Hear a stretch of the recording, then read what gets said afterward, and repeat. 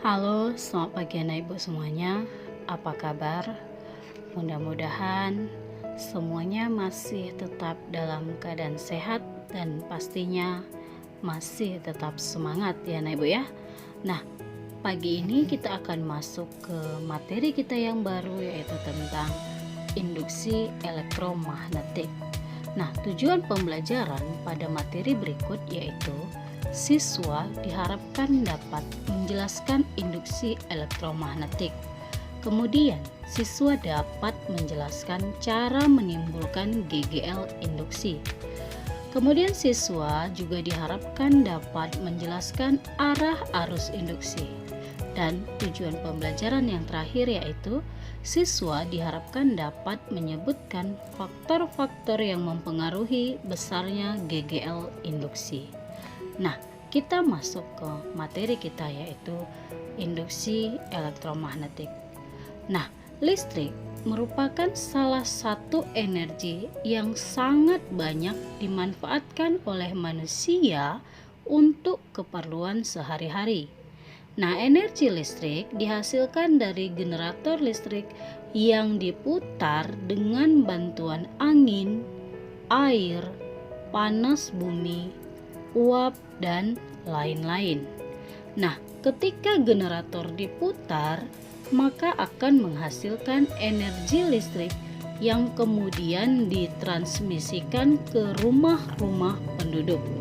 Nah, proses timbulnya energi listrik pada saat generator tersebut diputar termasuklah dalam kajian materi kita yaitu induksi elektromagnetik.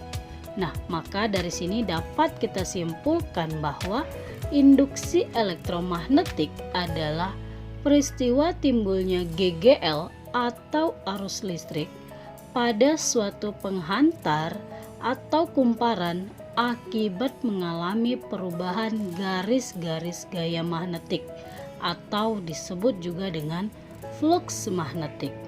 Nah, induksi elektromagnetik pertama kali diteliti oleh Michael Faraday pada tahun 1831.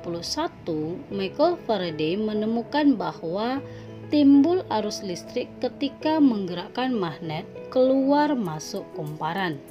Nah, hasil penemuan ini berkebalikan dengan hasil penemuan dari Hans Christian Ørsted dari materi sebelumnya, yaitu tentang adanya medan magnet di sekitar kawat berarus. Nah, berdasarkan hasil temuan kedua fisikawan tersebut, dapat kita ketahui bahwa yang pertama, medan magnet timbul di sekitar kawat berarus listrik. Kemudian yang kedua, arus listrik dapat timbul dengan mengubah medan magnet pada kumparan. Itulah hasil penelitian dari kedua ilmuwan tadi, Hans Christian Ørsted dan Michael Faraday. Nah, pada kesempatan ini kita akan membahas lebih lanjut lagi tentang induksi elektromagnetik, yang dimana tadi sudah Ibu jelaskan bahwa arus listrik dapat timbul jika terjadi perubahan medan magnet pada suatu kumparan. Nah, peristiwa inilah tadi yang dikatakan induksi elektromagnetik. Nah, arus listrik yang timbul akibat peristiwa induksi elektromagnetik tersebut dengan arus listrik induksi dan tegangan yang timbul akibat peristiwa induksi elektromagnetik tersebut dengan GGL induksinya. GGL itu gaya gerak listrik ya. Jadi GGL induksi gaya gerak listrik induksi. Nah, perubahan medan magnet untuk menimbulkan induksi elektromagnetik ditandai dengan perubahan garis gaya magnet pada kumparan. Nah, untuk menentukannya dapat kita lakukan dengan beberapa cara, yaitu yang pertama, menggerak-gerakkan magnet dekat kumparan. Itulah tadi percobaan dari Michael Faraday. Kemudian yang kedua, memutar kumparan dalam medan magnet. Untuk memutar kumparan ini merupakan prinsip kerja dari generator. Kemudian yang berikutnya, memutar magnet di dalam kumparan. Merupakan prinsip kerja dari dinamo sepeda. Nah, kita lanjut ya. Hukum Lenz. Untuk mempelajari induksi elektromagnetik terlebih dahulu, kita harus memahami konsep dari azas Lenz. Nah, konsep ini pertama kali dikemukakan oleh ilmuwan fisika yang berasal dari Rusia yang bernama Heinrich Friedrich Emil Lenz. Ia mempelajari tentang induksi elektromagnetik dan mengemukakan hukum Lenz yang berbunyi gaya gerak listrik induksi atau GGL induksi yang timbul dalam suatu rangkaian sedemikian rupa sehingga menimbulkan arus induksi yang arah medan magnet induksinya berlawanan arah dengan medan magnet utama. Nah, bunyi hukum Lenz tersebut masih menggunakan kata-kata yang sedikit susah dipahami. Nah, akan tetapi hukum Lenz di atas tadi memiliki karakteristik atau ciri-ciri ketika diterapkan suatu peristiwa induksi elektromagnetik, yakni sebagai berikut. Ya, kalau kita perhatikan ada gambar A dan B. Nah, dari gambar A dan B, di sini bisa Ibu jelaskan sedikit. Untuk gambar yang A itu menunjukkan ketika sebuah magnet digerakkan mendekatkan kumparan dengan kutub utara magnet lebih dekat ke kumparan, maka bagian kumparan yang dekat dengan magnet atau yang sebelah kiri akan menjadi kutub utara, sejenis dengan kutub magnet yang mendekatinya. Sedangkan untuk gambar B, dia menunjukkan bahwa ketika sebuah magnet digerakkan menjauhi kumparan dengan kutub utara magnet lebih dekat ke kumparan, maka bagian kumparan yang dekat dengan magnet atau yang sebelah kiri akan menjadi kutub selatan, artinya berlawanan jenis dengan kutub magnet yang menjauhinya. Nah, setelah kita ketahui kutub utara dan selatan pada kumparan, kemudian kita menentukan arah arus induksi. Nah, untuk arah arus induksi ini kita ditunjukkan dengan arah penyimpangan dari jarum galvanometernya. Jadi kamu harus perhatikan penyimpangan-penyimpangan dari jarum galvanometernya dengan menggunakan kaidah tangan kanan. Yang pertama, ibu jari sebagai kutub utara, kemudian 4 jari melengkung menunjukkan arah arus induksinya. Nah, sebagai contoh di sini ada Ibu gambarkan bahwa pada percobaan berikut, apakah yang mempengaruhi arah gerak jarum galvanometer? Jadi di sini ada gambar A, gambar B, dan gambar C. Kemudian kalau kita perhatikan jarum galvanometer pada masing-masing gambar itu menunjukkan arah yang berbeda. Nah, pertanyaannya di sini, dari percobaan ini, apa yang mempengaruhi arah gerak jarumnya? Jadi di sini bisa kita jelaskan bahwa kalau kita perhatikan gambar A dan gambar B yang pertama, kita perhatikan gambarnya, kemudian kita lihat ketika arah gerak magnetnya berubah. Gambar A magnetnya menuju ke dalam, sedangkan gambar B magnetnya menuju keluar. Maka kita perhatikan arah gerak jarum galvanometernya juga berubah. Ya, jadi berdasar arah geraknya. Gambar A dia menuju ke dalam, maka jarum galvanometer menuju ke arah selatan dari kutub. Sedangkan kalau dia ditarik keluar, jarum galvanometer menunjukkan arah selatannya. Ya, perhatikan itu kutub-kutubnya. Nah, sedangkan untuk gambar C menunjukkan saat magnetnya diam. Ya, tidak ada pergerakan keluar atau masuk, tetapi magnetnya sudah masuk di dalam dan dalam keadaan diam. Diam kemudian dililiti oleh kumparan-kumparan kawat berarus. Nah, pada saat magnet diam, maka kita perhatikan jarum galvanometernya. Ternyata jarum galvanometer tetap berada di tengah atau dia tidak bergerak. Nah, dari hasil gambar A, gambar B, dan gambar C, berarti dapat kita simpulkan bahwa gerak jarum galvanometer dipengaruhi oleh gerak dari magnetnya itu ya. Nah, bisa kamu perhatikan di situ. Nah, untuk lebih mengasah lagi supaya kamu lebih paham lagi, di sini ada Ibu lampirkan latihan kamu untuk menentukan arah arus induksi pada gambar berikut. Tetapi harus kalian perhatikan yang pertama tadi aturan kaidah tangan kanan. Ibu jari menunjukkan arah utara, kemudian 4 jari melengkung itu menunjukkan arah arus induksinya.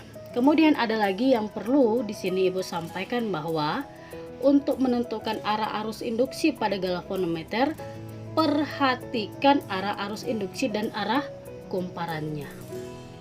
Ya, jelas ya. Jadi maka dapatlah kita ketahui bahwa pada percobaan Faraday ada arus listrik induksi dan gegel induksi yang timbul jika terjadi perubahan medan magnet. Itu ya. Nah, jadi coba kamu selesaikan latihannya. Kemudian kita lanjut untuk yang berikutnya, yaitu tentang penerapan induksi elektromagnetik dalam alat teknologi, yaitu pada yang pertama generator ya. Dari tadi kita sudah bicara tentang generator. Generator merupakan alat yang digunakan untuk mengubah energi kinetik menjadi energi listrik. Nah, energi kinetik pada generator berasal dari berbagai sumber, tadi sudah Ibu katakan, bisa dari air, angin, uap, batu bara, dan lain-lain. Nah, biasanya generator ini digunakan pada pembangkit listrik ya. Terdapat 2 macam jenis generator yang digunakan, yaitu ada generator AC alternating current atau arus bolak-balik, dan generator DC direct current atau arus searah. Seperti pada gambar di sini ada Ibu tampilkan, ada generator arus bolak-baliknya, kemudian yang sebelahnya yang B-nya itu generator arus searahnya.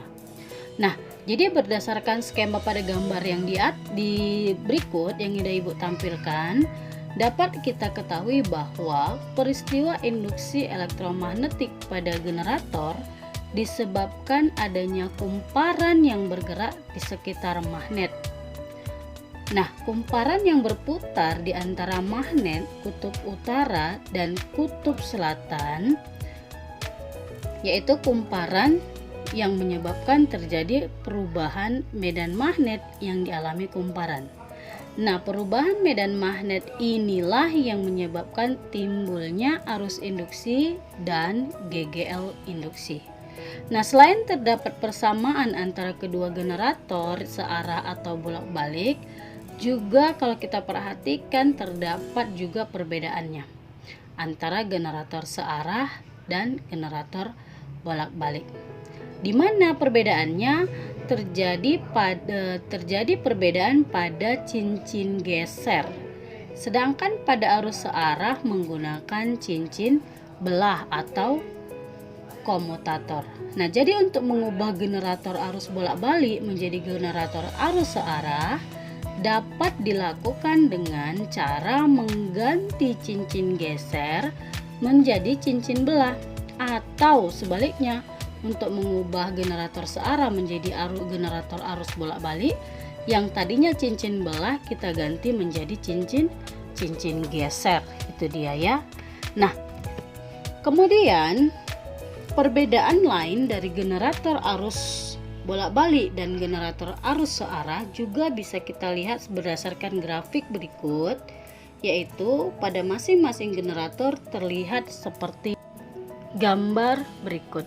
Nah, pada gambar merupakan grafik kuat arus listrik yang dihasilkan oleh generator, baik generator arus bolak-balik maupun generator arus searah.